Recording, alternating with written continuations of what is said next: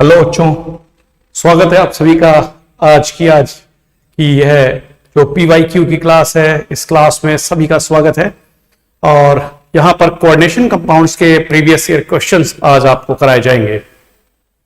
सभी बच्चे जल्दी से जल्दी ज्वाइन हो जाइए और देखते हैं कि आज किस तरीके से यहां पर जितने भी प्रीवियस ईयर के क्वेश्चंस हैं वो हम लोग बहुत अच्छे तरीके से सॉल्व कर लेते हैं, ताकि हमारा जो एग्जामिनेशन आने वाला है उसमें हम बहुत अच्छा परफॉर्म करेंगे बच्चों। ठीक है, तो चलिए, जो भी क्लास में इस समय मौजूद हैं, कुछ लोग वेटिंग में शो कर रहा है, ज्वाइन होते ही अपने ग्रुप्स में लिंक को शेयर कर दीजिएगा, ताकि ज्यादा से ज्यादा लिंक शेयर करिए और ज्यादा से ज्यादा बच्चे इस क्लास में ज्वाइन हो जाएं। और हम लोग स्टार्ट करते हैं बहुत जल्दी से। और ये PYQs जो है 2 पार्ट में चलेगा। पहले पार्ट में हम कुछ यहाँ पर क्वेश्चंस हमारे साथ में हैं, इन क्वेश्चंस को हम सॉल्व करेंगे और उसके बाद में जो है वो दूसरा एक सेशन और रखेंगे। 2 पार्ट में PYQs करेंगे। अभी आज पहले पार्ट में केवल उतने ही PYQs करेंगे जितने की यहां पर हमारे साथ में मौजूद हैं। तो स्टूडेंट्स, स्टार्ट करते हैं और let's start solving the questions. सबसे पहले हम यहां पर शुरुआत करते हैं पहले क्वेश्चन से ही। तो क्वेश्चन बच्चों आपके सामने है, देखिए यहां पर कुछ क्वेश्चंस हैं। जैसे यहां देख रहे हैं आप, सबसे पहला सवाल आपके सामने एक है, प्रीवियस ईयर में आया हुआ क्वेश्चन है। यहां देख रहे हैं, write the IUPAC names. Students देखेंगे क्वेश्चन जो है बहुत इंपॉर्टेंट है। Write the IUPAC names and hybridization of the following complexes. सबसे पहला जो ये क्वेश्चन है ऑल इंडिया 2020 में दिया है, मतलब कि जो 2020 में एग्जाम हुआ है उसमें ये क्वेश्चन है। NiCN होल 4, इस पर 2 माइनस है। ठीक है, तो NiCN होल 4 पे 2 माइनस है, इसका IUPAC नेम आपको लिखना होगा। तो डेफिनेटली इसका नेम लिख सकते हैं बच्चे, निकल के साथ में साइनाइड आयन है, कितने 4 हैं, और इस पर 2 माइनस चार्ज है। डेफिनेटली ऑक्सीडेशन स्टेट निकल की हमारी कितनी हो जाएगी, यहां पर प्लस का 2 हो जाएगी निकल की ऑक्सीडेशन स्टेट। और साइनाइड आयन 4 है, इसलिए टेट्रा साइनाइडो और निकलेट सेकेंड आ जाएगा, क्योंकि ये हमारा एनायन है। और ये कॉम्प्लेक्स एनायन के केस में जो भी मेटल होती है उसके नेम में हम 8 जोड़ते हैं।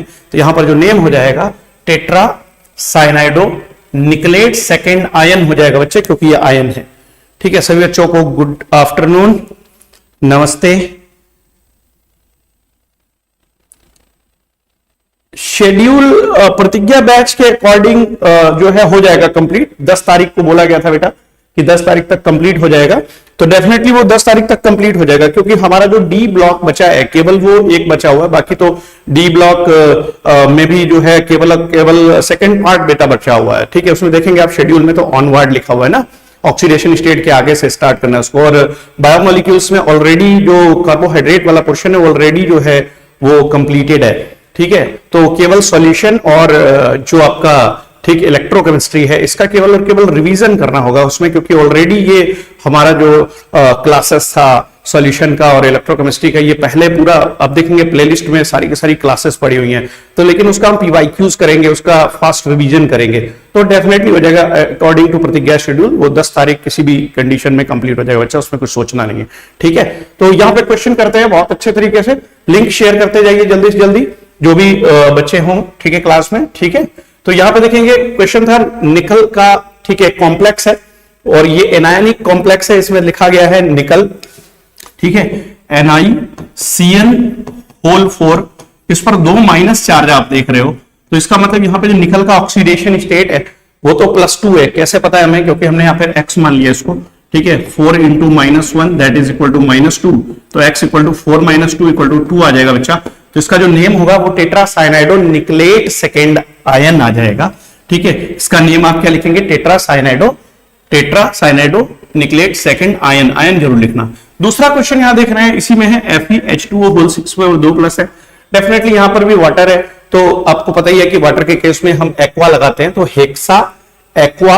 ठीक, hexa aqua iron second ion आ जाएगा, क्योंकि यहां पर ये केटायन कॉम्प्लेक्स है, इसलिए आयरन के नेम में कोई चेंज तो होना नहीं है। तो बहुत इजी था, 2 नंबर का ये क्वेश्चन था, यहाँ पर बहुत इजीली जो है आप कर लेंगे। ठीक है, तो इसमें कुछ भी डाउट नहीं है, एटॉमिक नंबर देने से कोई यहाँ पर, ठीक है, इसका जो यूज होगा वो केवल और केवल हाइब्रिडाइजेशन निकालने में होगा। तो हाइब्रिडाइजेशन बड़े आसानी से निकाल सकते हैं। आइए देखते हैं कैसे हाइब्रिडाइजेशन इसका हम निकालते हैं। तो पहले हम किसका हाइब्रिडाइजेशन निकालेंगे बच्चा? पहले हम निकालेंगे NiCN होल 4 पे डबल माइनस में निकल का। ठीक है, क्वेश्चन है एक साथ हमने लिए हैं यहाँ पर, इसी पेज पर इसको हम सॉल्व करते रहेंगे। ठीक है, तो सबसे पहले यहाँ पे देखेंगे, जो यहाँ पर हम क्वेश्चन देख रहे थे हाइब्रिडाइजेशन निकालने का मतलब VBD का क्वेश्चन हो गया बेटा। NiCN होल 4 पे 2 माइनस चार्ज है, इसमें हाइब्रिडाइजेशन कैसे निकालते हैं हम सॉल्व करने का तरीका आपको सिखा देंगे, किस तरीके से आपको एग्जामिनेशन में क्वेश्चन को सॉल्व करना होता है। आपको सबसे पहले यहां पर क्या लिखना है, let the oxidation number of Ni equal to, ठीक है, x। ठीक है, अब यहां पर x plus 4 into -1 is equal to -2 करेंगे और x equal to 4 - 2 equal to 2 कर दीजिएगा। नाउ अब आपको क्या करना है, निकल का कॉन्फ़िगरेशन पहले लिखना है 28 का, एटॉमिक नंबर 28 है, तो आप लिख देंगे argon, then 4s2, then 3d8। ठीक है, हम जानते हैं 28 है तो 4s2 3d8 आएगा। आर्गन, नियरेस्ट इनर्ट गैस लिख लेना। 3d सीरीज के जितने भी एलिमेंट होते हैं उनके कॉन्फ़िगरेशन को ऐसे लिखते हैं, AR फिर 4s2 और 3d 1 to 10 लिखते हैं। जैसा भी एटॉमिक नंबर आएगा वैसे लिख देंगे। यहां 18 और ये 2 20, बाकी बचा हुआ d में डाल देना है। ठीक है, अब क्या करना बच्चा इसके बाद में, अब हमें पता है बहुत क्लियरली कि यहां पर जो 3d है ये 3d थर्ड शेल का है, तो यहां पर हम इसे शो कर देंगे कि यहां पर कितने इलेक्ट्रॉन है, 1 2 3 4 5 6 7 एंड 8, और ये है बेटा 4s। तो 4s में हमारे कितने इलेक्ट्रॉन है, 2, ये है 4s2 और ये है 3d8 है। ठीक है, ये है बेटा 4s2 और ये 3d8 है। डन। अब यहां पे क्या करना है, हमें पता है कि निकल पर +2 चार्ज है, तो Ni के +2 चार्ज के लिए हमको दिखाना होगा, यहां पर इलेक्ट्रॉन बच रहे हैं 26, और जो 2 इलेक्ट्रॉन लूज कराइएगा वो सबसे पहले S से लूज कराते हैं, आउटर मोस्ट शेल ये है, तो इलेक्ट्रॉन का लॉस हमेशा 4s से कराना, ये बहुत ध्यान देने वाली बात है। तो आपका कॉन्फ़िगरेशन जो आएगा वो आएगा AR, और फिर उसके बाद में 4s हो जाएगा 0, 3d रह जाएगा बेटा 8। ठीक है, ये बात ध्यान देने वाली है, यही सबसे इंपॉर्टेंट बात होती है। अब इसमें क्या करेंगे, इसके बाद में हम यहां पर इसका जब कॉन्फ़िगरेशन तो ये हमने दिखा दिया, लेकिन जब यहां पर डायग्राम दिखाएंगे, ठीक है, फिलिंग ऑफ इलेक्ट्रॉन दिखाएंगे, तो वो कैसे दिखाना है, ये बहुत इंपॉर्टेंट बात है। अब 3d में ना 8 भरना है अब ऐसे करिएगा, ठीक है, इन एब्सेंस ऑफ, एक काम करना है, इन एब्सेंस ऑफ लिगेंड, जब लिगेंड नहीं है तो कैसे होता, लिगेंड नहीं होता तो 1 2 3 4 5 6 7 8 होता। ठीक है, और 4s होता खाली, 4s 0 है। लेकिन इन प्रेजेंस ऑफ, अब एक काम कर लेना, in presence of cyanide ion, ठीक है, साइनाइड आयन, ठीक, लाइगेंड। ठीक है, अब यहां पर क्या करेंगे आप, इसको इस तरीके से दिखाएंगे, तो AR दिखाया था, फिर 3d8 और ये, तो यहां पर दिखाओगे आर्गन। अब इसके बाद में जो filling of electron in d subshell है, ये बेटा अगेंस्ट द हंस रूल दिखाएंगे, क्योंकि आपको पता है साइनाइड आयन एक स्ट्रॉन्ग फील्ड लाइगेंड है। ठीक है, तो डेफिनेटली यहां पे कैसे दिखाएंगे, 1 2 3 4 5 6 7 और 8। ठीक है, तो आप देखेंगे इस यहां पर, ठीक है, पेयरिंग होगी सभी इलेक्ट्रॉन की। अब केवल और केवल जो लास्ट वाला आपका ऑर्बिटल d वाला बचा है, ठीक है, ये एक खाली है, और इसके अलावा s खाली है, और कुल मिला के 4 लाइगेंड आने हैं। ठीक है, 4 लाइगेंड कनेक्टेड है, इससे जुड़े हुए, तो यहां पर मेंशन कर देंगे 3d8, यहां पर 4s, यहां पर 4p बेटा, 4p। ठीक है, डन। यहां पर हम इलेक्ट्रॉन्स को, ठीक, रिसीव करने के लिए 4 साइनाइड आयन से रिसीव करने हैं, इसलिए यहां पर हम इसको इस तरीके से शो कर देते हैं। ठीक है, कि यहां से एक लोन पेयर रिसीव कर रहे हैं एक साइनाइड आयन से, तो एक D में जाएगा, एक S में जाएगा, डन, और एक P में, और फिर एक P में, कुल मिलाकर के 4 लोन पेयर रिसीव कर रहा है। तो जो हाइब्रिडाइजेशन हम दिखाएंगे बेटा, वो हम इस तरीके से वैलेंस बॉन्ड थ्योरी के अकॉर्डिंगली दिखा देंगे। देखिए, एक D यूज हो रहा है, एक S और 2 P यूज हो रहा है, तो हम यहां लिखेंगे हाइब्रिडाइजेशन जो आया वो DsP2 होगा बेटा। तो हाइब्रिडाइजेशन विल बी DsP2। मेरे ख्याल से बच्चों को बहुत अच्छे से समझ में आ गया होगा जो बच्चे क्लास में है। हाइब्रिडाइजेशन इज DsP2, और DsP2 हाइब्रिडाइजेशन के साथ में अगर आप देखेंगे तो यहां पर जो इसकी ज्योमेट्री आएगी, वो सभी बच्चे जानते हैं कि ज्योमेट्री कैसी होगी, स्क्वायर प्लेनर। अगर पूछता तो ज्योमेट्री भी लिख देते, ठीक है। इसके साथ में यहां पे देखेंगे अनपेयर्ड इलेक्ट्रॉन नहीं है, तो नो अनपेयर्ड इलेक्ट्रॉन, इसलिए ये क्या होगा, तो ये क्या होगा, डाया मैग्नेटिक हो जाएगा। मेरे ख्याल से बच्चों को ये क्वेश्चन समझ में आ गया होगा। पहला वाला पार्ट जिसमें NiCN होल 4 पे 2 माइनस था, दूसरा वाला पार्ट में हमें क्या दिया, सवाल देखें क्वेश्चन नंबर 10 क्या है, write the IUPAC name and hybridization of the complex FeCN whole 6 के ऊपर 3 माइनस है। अब FeCN 6 पे 3 माइनस चार्ज देख रहे हो बेटा, ठीक है, ये ध्यान देना ये वाली बात यहां पे। FeCN होल 6 के ऊपर कितना माइनस है, 3, यानी कि यहाँ पे आयरन का जो ऑक्सीडेशन स्टेट आएगा बच्चा वो कितनी आएगी, प्लस का 3 आने जा रही है, और +3 जैसे आएगी तो IUPAC नेम क्या होगा, वो तो क्लियर है, हेक्सा साइनाइडो आयरन का क्या हो जाएगा, फीरेट हो जाएगा, क्योंकि ये यहां पर एनायन है बेटा, इसलिए फीरेट थर्ड आयन हो जाएगा। ठीक, एक बात क्लियर होगी। ये कंपार्टमेंट 2015 में आया हुआ क्वेश्चन है, ऑल इंडिया 2015 कंपार्टमेंट का क्वेश्चन है।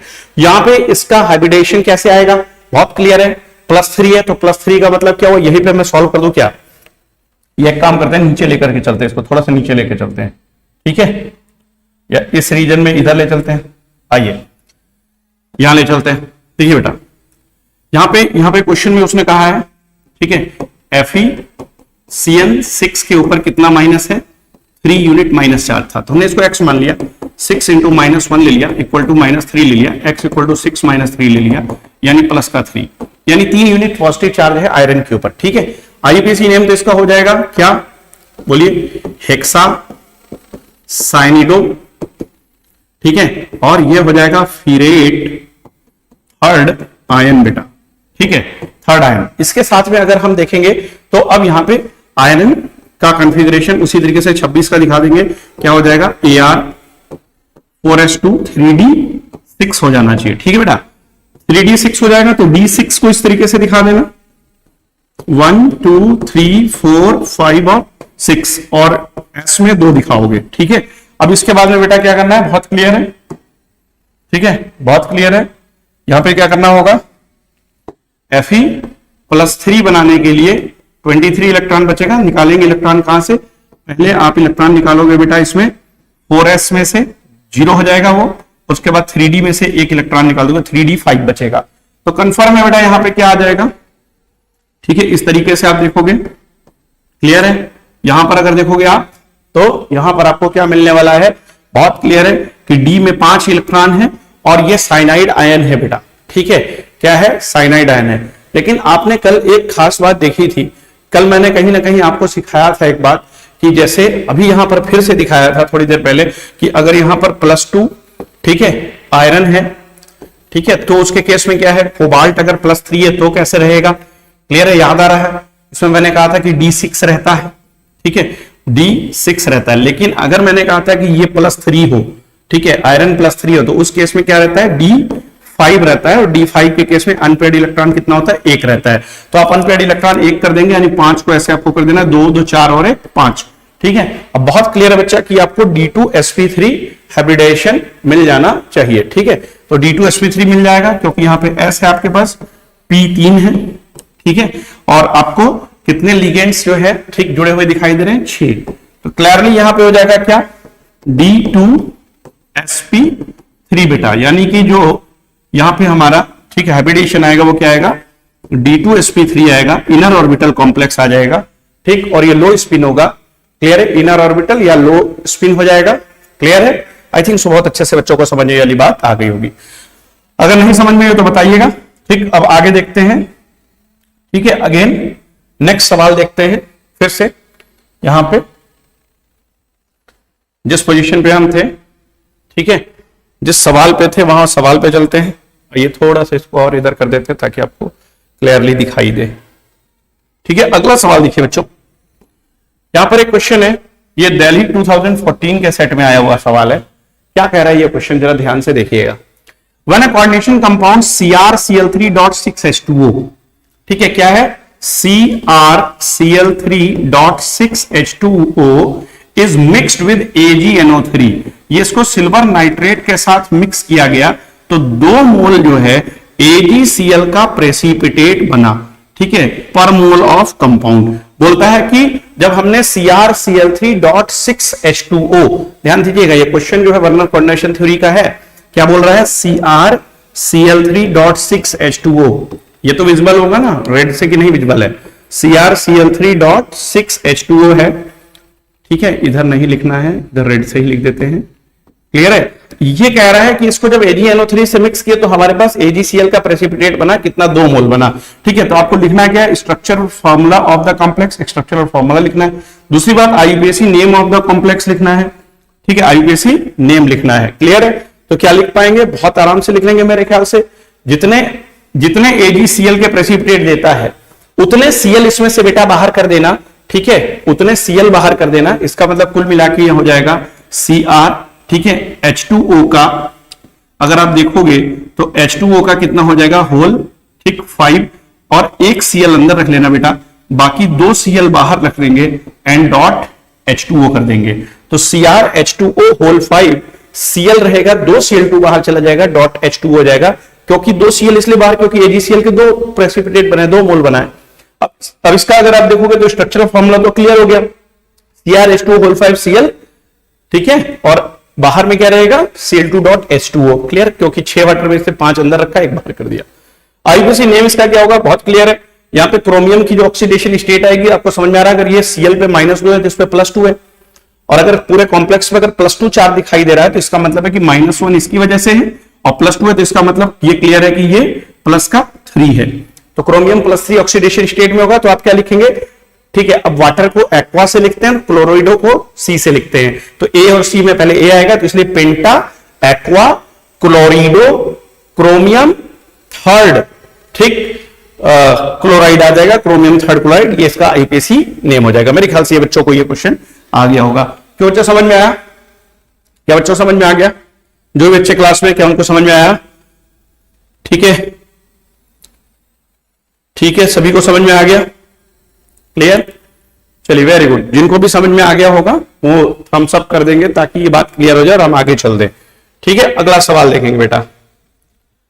अगला सवाल बहुत ही अच्छा है, जरा ध्यान से देखिएगा। क्वेश्चन क्या कह रहा है, व्हेन अ कोऑर्डिनेशन कंपाउंड, यहां देखिए, व्हेन अ कोऑर्डिनेशन कंपाउंड, एक कोऑर्डिनेशन कंपाउंड है COCl3.6NH3। इस बार दिया गया है COCl3.6NH3। ठीक है, यहां देखिएगा। ठीक है, COCl3.6NH3, इसको AgNO3 के साथ मिक्स किया गया। ये 3 मोल AgCl के दे रहा है, तो बहुत क्लियर है कि तीनों Cl बाहर होगा। तीनों Cl बाहर होगा तो इसका फॉर्मूला कैसे लिखेंगे, CONH3 होल 6 लिख देंगे और स्क्वायर ब्रैकेट के बाहर Cl3 लिख देंगे। बच्चा बात क्लियर हो गई। ठीक है, स्ट्रक्चरल फॉर्मूला हो गया। इसका IUPAC नेम कैसे लिखेंगे, तो क्लियर है, कोबाल्ट की ऑक्सीडेशन स्टेट कितनी होनी चाहिए, ये कैसे निकालते हैं थोड़ा सिखा देना। देखिए Cl3 है तो इसका मतलब ये 3- है, तो इसका मतलब इस पे कॉम्प्लेक्स पे 3+ रहेगा इस पे, और ये अगर 3+ रहेगा बेटा तो बहुत क्लियर सी बात है कि अमोनिया पे तो कोई चार्ज है नहीं, जो भी चार्ज है वो कोबाल्ट पे ही है। इसका मतलब यहां नाम हो जाएगा हेक्साएमीन। ठीक है, हेक्साएमीन, AMM लगेगा, हेक्साएमीन कोबाल्ट। ठीक है, थर्ड क्लोराइड, ये इसका IUPAC नेम हो जाएगा। ये क्वेश्चन आपका ऑल इंडिया 2014 में आया हुआ सवाल है। ठीक है, क्लियर है। अगले सवाल पे चलते हैं बच्चों। ठीक है, अगला सवाल देखते हैं। अभी आप हाइब्रिडाइजेशन एंड शेप और ये सब कुछ देख रहे हैं। ठीक है, अगला सवाल देखिए, क्वेश्चन नंबर 13 यहां पे दिखाई दे रहा है। Write the hybridization and shape of following complexes. COF6 3- charge है इसके ऊपर। ठीक है, ऑल इंडिया 2014 कंपार्टमेंट का सवाल है बेटा। ठीक है, ठीक है, क्लियर है। ये 2 मार्क्स के क्वेश्चन है। अभी तक देखिए 2 पार्ट में आ रहे हैं। Write the hybridization and shape of following complex. तो COF6 के ऊपर 3 यूनिट माइनस चार्ज देख रहे हैं, COF6 पे 3-। ठीक है, इसको हम यहां कहीं ले लेते हैं दूसरी जगह पे। ठीक है, COF6 के ऊपर क्या है, 3- है ना, COF6 के ऊपर 3- है। याद आ रहा होगा आपको, कल मैंने आपको ये सारी बातें डिस्कस की थी, याद आ रहा होगा आपको बहुत क्लियरली, अगर याद हो तो। ठीक, इस केस में देखेंगे तो आपको समझ में आ रहा होगा बेटा बहुत क्लियरली कि कोबाल्ट की ऑक्सीडेशन स्टेट X मान लेंगे, 6 × -1 = -3 कर देंगे, X = 6 - 3 करके 3 यूनिट आ जाएगा चार्ज। ठीक है, यानी कि 3 ऑक्सीडेशन नंबर 3 है। ठीक है, कोबाल्ट का, और कोबाल्ट का सभी बच्चे जानते हैं 27 होता है, यानी कि कंफिग्रेशन बनाएंगे तो आएगा AR 4s2 3d कितना आना चाहिए, 7 आना चाहिए। 3 इलेक्ट्रॉन लॉस होगा, ठीक है, 24 बचेंगे। इलेक्ट्रॉन पहले कहां से निकालना है, बहुत क्लियर है बच्चा, s से, और फिर उसके बाद कहां से, d से। तो d में 6 आ गया, क्लियरली है d6, ठीक, यही बात की गई थी। अगर कोबाल्ट में +3 होगा तो d6 होगा, और d6 होगा तो 0 क्या रखना है, अनपेयर्ड इलेक्ट्रॉन।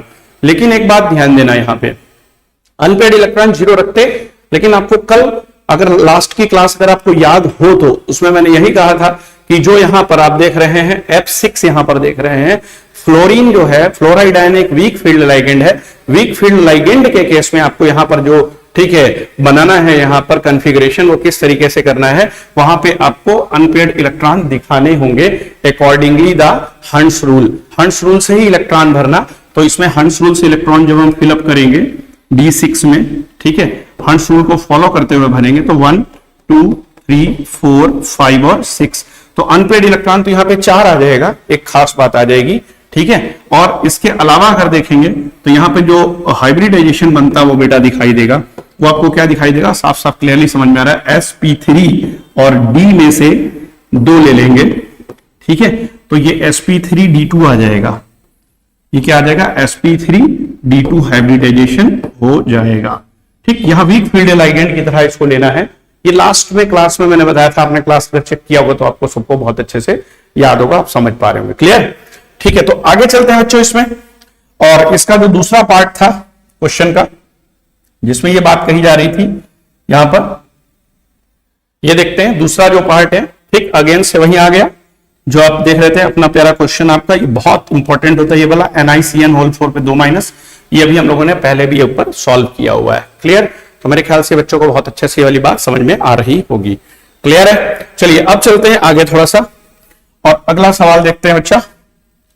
नेक्स्ट देखिए अगला क्वेश्चन जो है बच्चे, ये क्या कह रहा है, जरा ध्यान से देखिए, क्वेश्चन नंबर 14 है, state reason for the each of the following, ठीक है, एक रीजन पूछा है। ये कह रहा है कि कार्बन मोनोऑक्साइड यानी CO is stronger complexing reagent than ammonia. बहुत अच्छा सवाल है ये वाला क्वेश्चन, आपको ठीक है एक्सप्लेन वाई करके पूछा जाएगा, रीजनिंग का क्वेश्चन है। तो इसका आंसर क्या होगा, कार्बन मोनोऑक्साइड। कल के लास्ट के टॉपिक में हमने आपको मेटल कार्बोनिल पढ़ाया था, याद होगा। तो मेटल कार्बोनिल के केस में ये आपने पढ़ा था कि साइनर्जिक बॉन्डिंग होती है, जिसमें सिग्मा पाई कॉम्प्लेक्स बनता है, मतलब सिग्मा बॉन्ड और पाई बॉन्ड दोनों बनता है। जो मेटल है वो, ठीक है, रिसीव करती है लोन पेयर किससे, जो कार्बन मोनोऑक्साइड है उसके, ठीक, जो लोन पेयर डोनर एटम है, यानी कि जो कार्बन है उससे रिसीव करता है, उसके मॉलिक्यूलर ऑर्बिटल जो फील्ड है उससे रिसीव करता है लोन पेयर और सिग्मा बॉन्ड बनाता है। लेकिन जो इसका पहले से फिल्ड डी ऑर्बिटल है वो क्या करता है, डोनेट करता है, ठीक, वन साइडेड शेयरिंग करने के लिए, यानी लेटरल ओवरलैपिंग करता है anti bonding molecular orbital of CO से, जो कि एम्प्टी होता है, और उस तरीके से पाई बॉन्ड बनाता है। तो सिग्मा पाई बॉन्ड बनता है, साइनर्जिक बॉन्डिंग होती है, और ये बहुत मजबूत बॉन्ड होता है। इसलिए मेटल कार्बोनिल कार्बन मोनोऑक्साइड बना सकता है, लेकिन अमोनिया जो है वो मेटल कार्बोनिल जैसा मतलब स्ट्रॉन्ग बॉन्ड नहीं बनाती है, इसलिए इसका आंसर ये होगा, ठीक है। अगला सवाल क्या है, the molecular shape of NiCO whole 4 is not the same as that of NiCN whole 4 double minus. Delhi 2012 का सवाल है। तो अच्छा देखो, NiCO होल 4 जो है ना, ठीक है, टेट्रा कार्बोनिल निकल है। टेट्रा कार्बोनिल निकल का जो है शेप, ठीक, वो क्या आएगा, यानी कि इसकी ज्योमेट्री या शेप क्या आएगा, ध्यान देना। निकल पे 0 ऑक्सीडेशन स्टेट है, ठीक है, और वो 28 एटॉमिक नंबर होता है। तो आपको क्लियरली समझ में आ रहा होगा कि 4s2, ठीक है, और 3d8 होगा। कार्बन मोनोऑक्साइड एक बहुत स्ट्रॉन्ग फील्ड लाइगेंड है, उसकी प्रेजेंस में जो s के 2 इलेक्ट्रॉन आप देख रहे हो ये d में चले जाएंगे, और ये क्या हो जाएगा, ठीक, 3d10 हो जाएगा, और 4s हो जाएगा 0। अब यहां पे 4 लोन पेयर हमको क्या करने हैं, रिसीव करने हैं, ठीक है, यहां पर, ठीक है, 4 लोन पेयर रिसीव करने हैं। तो इसका मतलब एक s में हो जाएगा और 3 p में हो जाएंगे, एक s में और 3 p में लोन पेयर जाएंगे। इसका मतलब sp3 हाइब्रिडाइजेशन हो जाएगा। sp3 हाइब्रिडाइजेशन में ये टेट्राहेड्रल हो जाना चाहिए। जबकि NiCN होल 4 पे डबल माइनस के केस में निकल पे आप +2 चार्ज देखोगे, आएगा आपका 2+, यानी कि निकल पे +2 होगा, यानी कि 4s से 2 इलेक्ट्रॉन निकल जाएगा, बचेगा 3d8। और 3d8 साइनाइड आयन के केस में क्या होगा, सभी पेयरिंग कर लेंगे, और उस केस में आप समझ रहे होंगे कि एक d ऑर्बिटल खाली बच जाएगा, d8 जब भरेंगे उसमें, इस तरीके से इसमें डी में जब हम, ठीक है, 2 2 4 2 6 और 2 8 भरेंगे, एक ऑर्बिटल डी खाली बच गया, आगे एस है फिर पी है, तो डी sp2 हैबिटेशन हो जाएगा, तो स्क्वायर प्लेनर हो जाएगा। ये सवाल कल भी मैंने कहा था बेटा कि ये बहुत इंपॉर्टेंट ये वाला सवाल होता है, ये काफी एग्जाम में पूछा जाता है। ठीक है, आई थिंक सो आपको बहुत अच्छे से ये वाला सवाल भी समझ में आ गया होगा। क्लियर है? चलिए आगे देखते हैं, नेक्स्ट देखते हैं, नेक्स्ट क्वेश्चन। ठीक है, पीवाईक्यूज को से देखते हैं। अगला सवाल क्या कह रहा है, फिर से वही सवाल रिपीट हो रहा है बेटा, फिर से सवाल रिपीट हो रहा है। क्या कह रहा है कि CO इज, कह रहा है CO is stronger complexing reagent than ammonia. Delhi 2012 सीखा है। अभी CO is stronger complexing reagent than ammonia में आपको डिस्क्राइब, यही क्वेश्चन हम कर चुके हैं। क्लियर है? मेरे ख्याल से ये बच्चों को बहुत अच्छे से समझ में आ रहा है ये वाला टॉपिक। ठीक है, कहीं कोई समस्या नहीं होनी चाहिए। ठीक है, क्लियर है? क्लियर है बच्चों? चलिए आगे चलते हैं और हम चलते हैं अब आपको लेकर के नेक्स्ट क्वेश्चन पे, जो कि क्वेश्चन यहां पर आप सामने देख रहे हो। क्वेश्चन नंबर है 16। What is meant by crystal field splitting energy? What is meant by crystal field splitting energy? How does the magnitude of splitting decide the actual configuration of d orbitals in an octahedral field for a coordination entity? Delhi 2011 compartment का सवाल है।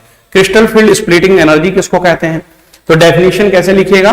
The energy release when different ligands approach towards central metal ion, then due to splitting of d orbital certain amount of energy is released, which is so called crystal field splitting energy। या यूं कह सकते हैं in presence of, ठीक है, sphere of ligand, okay, sphere of ligand surrounding the central metal ion, the d orbitals of central metal ion or atom get split into two sets, EZs and T2Zs, in which the amount of energy is released. This energy release is so called crystal field splitting energy। ठीक है, और how does the magnitude of splitting decide the actual configuration of d orbitals, ठीक है, in an octahedral field for a coordination entity? इस बात का मतलब यह है कि जैसे अगर मतलब जो है d orbitals की जो स्प्लिटिंग है उसका कैसे जो है निर्धारण होता है, अगर octahedral फील्ड है और कोऑर्डिनेशन एंटिटी में तो कैसे टूटता है, मतलब वो EGs और T2Gs के बारे में पूछना चाह रहा है कि कौन मतलब जो है हायर एनर्जी में चला जाता है और कौन लोअर एनर्जी में टूटने के बाद जाता है। ये बोलना चाह रहा है कि ऑक्टाहेड्रल में वो आखिर टूटता कैसे। तो ये तो आपको पता है, कल आपने देखा ही था। ठीक है, सब बच्चा ने कल इस तरीके से देखा था कि डी ऑर्बिटल्स का जो सेट है वो पांचों का जब हमने तोड़ के दिखाया था, तो पहले दिखाया था कि एवरेज इंक्रीज दिखा देना इस तरीके से, फिर एवरेज के बाद बताया था कि EGs 2 और फिर T2Zs इस तरीके से दिखाना है। तो बस ये वाला डायग्राम आपको दिखाना है, नथिंग एल्स, इसके अलावा और कुछ खास नहीं करना है। ठीक है, आई थिंक सो वाली बात बहुत अच्छे से बच्चों को समझ में आ गई होगी। ठीक है, कोई इसमें डाउट तो है नहीं। क्लियर है? क्लियर है बच्चे? चलिए अब आगे देखते हैं। अच्छा ठीक, अगला सवाल क्या कह रहा है? What do you understand by step wise stability constant and overall stability constant? ठीक है, देखिए एक खास बात बता रहा हूं मैं, ये step wise stability constant and overall stability constant जो है, ये वाली बात आपको जो है मैं बता देता हूं आखिरकार ये है क्या। ठीक है, एकदम अलग थोड़ा सा टॉपिक जो है इधर शिफ्ट करते हैं और मैं आपको लिख करके तरीका बता दे रहा हूं आखिरकार आप इसको कैसे डिस्क्राइब करोगे। ठीक है, क्या कह रहा है बेटा? ये कह रहा है कि स्टेप वाइज स्टेबिलिटी कांस्टेंट क्या है और ओवरऑल स्टेबिलिटी कांस्टेंट क्या है, समझना ध्यान से। देखिए दरअसल जब कभी बनता है ठीक कोऑर्डिनेशन कंपाउंड का, जब कभी फॉर्मेशन होता है बेटा, तो मान लेते हैं कि एक कोऑर्डिनेशन कॉम्प्लेक्स है ML6 के ऊपर, ठीक है, X प्लस माइनस, ये कोई एक कोऑर्डिनेशन कॉम्प्लेक्स बन रहा है, कोई ठीक है कॉम्प्लेक्स आयन का फॉर्मेशन हो रहा है। और बनता कैसे होगा ये जरा ध्यान से देखना, M+6L, ठीक है, M+6L अगर हम देखें तो एक साथ हम दिखा सकते हैं कि यहां पर X प्लस या माइनस चार्ज जो भी रहे, ठीक है, यहां पे इस पे तो खैर हम मेटल पे तो X ही दिखाएंगे, पॉजिटिव ही दिखाएंगे, मेटल पे हम नेगेटिव नहीं दिखाएंगे। मेटल पे तो हम यहां पे केवल और केवल पॉजिटिव चार्ज दिखा देंगे इस तरह से। mx प्लस 6l दिखाएंगे, और यहां पर अगर मान लेते हैं हम सिंगल स्टेप में इस तरह से दिखा देते हैं कि ml6 के ऊपर प्लस x या x, ठीक है, प्लस जो है ये कॉम्प्लेक्स बना है, तो इसका स्टेबिलिटी कांस्टेंट जब हम लिखते हैं तो इसका, ठीक है, ये फॉर्मेशन हो रहा है, और जब इसका, ठीक है, डिसोसिएशन होगा तो डिसोसिएशन जस्ट इसका अपोजिट होता है, ध्यान देना, ठीक है। इसका स्टेबिलिटी कांस्टेंट को अगर हम कहें तो क्या कहेंगे, ध्यान से देखना, पहले तो ये कहेंगे कि ml6 को अगर हम तोड़ते, पहले तो ये समझना, अगर ये टूटता तो टूट करके बच्चा ये टूट करके क्या देता, ये mx प्लस देता बच्चा, और प्लस क्या देता, ठीक है, यहां पर आपको देता 6l, ठीक है, 6 लिगेंड अलग हो जाते। ऐसी कंडीशन में हम इसका जो डिसोसिएशन का कांस्टेंट लिखते तो k डिसोसिएशन के लिए जब बेटा लिखते तो डिसोसिएशन के लिए लिखते k equal to m x plus into l to the power 6 divided by ml 6 to the power x plus, ये लिखते, डेफिनेटली यही लिखते, ये डिसोसिएशन कांस्टेंट है। अगर डिसोसिएशन कांस्टेंट किसी का बड़ा है तो इसका मतलब उसका डिसोसिएशन बहुत तेजी से हो रहा है, लेकिन डिसोसिएशन अगर नहीं हो रहा होगा तो ही तो इसका मतलब कहेंगे कि स्टेबल है। अगर ये स्टेबल है, अगर ये स्टेबल है, इफ स्टेबल, तो डेफिनेटली ये अगर स्टेबल है तो फिर इसका कंसेंट्रेशन बहुत हाई होगा, इसका कंसेंट्रेशन काफी हाई होगा, मतलब कहने का मतलब k की वैल्यू बहुत थोड़ी होनी चाहिए, डिसोसिएशन कांस्टेंट, ठीक है। तो स्टेबिलिटी कांस्टेंट की अगर हम बात करें तो ये तो अभी डिसोसिएशन कांस्टेंट है, स्टेबिलिटी कांस्टेंट इसका जस्ट उल्टा होगा, जब कभी ये बनेगा, इसी को इस तरीके से दिखा सकते हैं कि जो डिसोसिएशन कांस्टेंट है इसी का जो रेसिप्रोकल होगा वो स्टेबिलिटी कांस्टेंट हो जाएगा।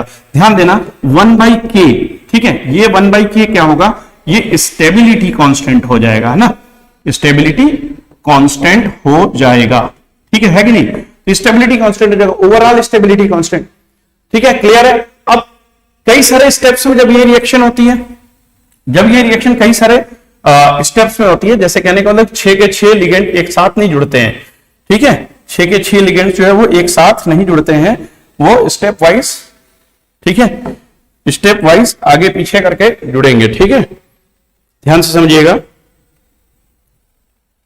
जैसे पहले ऐसे होगा कि m प्लस l, पहला स्टेप में बेटा यही होगा, क्लियर है, और इससे क्या बनेगा ml whole to the power x plus, m पे तो x पॉजिटिव चार्ज है ही है।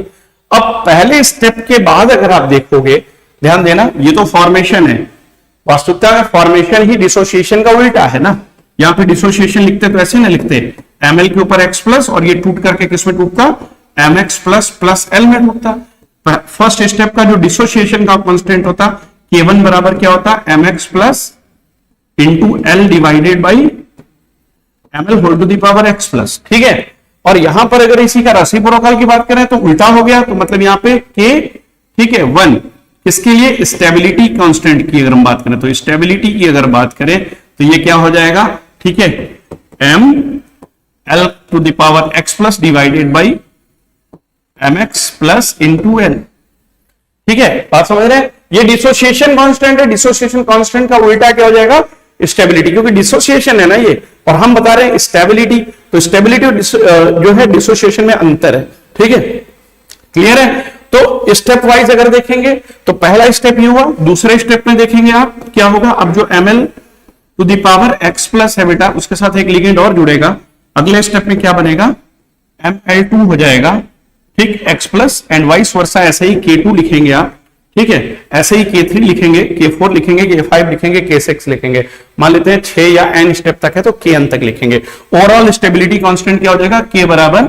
k1 into k2 multiply k3 multiply, ठीक है, k4 डैश डैश kn तक कर दीजिए।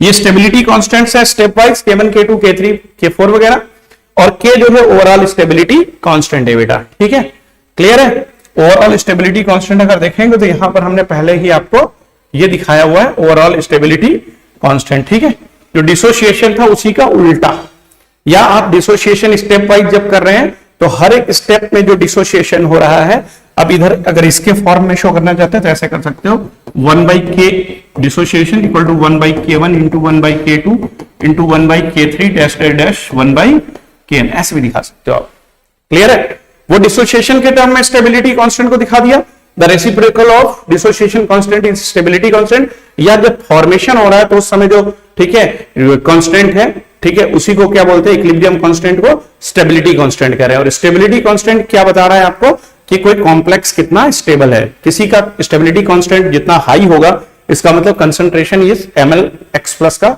यानी कि कॉम्प्लेक्स का कंसंट्रेशन हाई होगा, ये कॉम्प्लेक्स टूटेगा नहीं।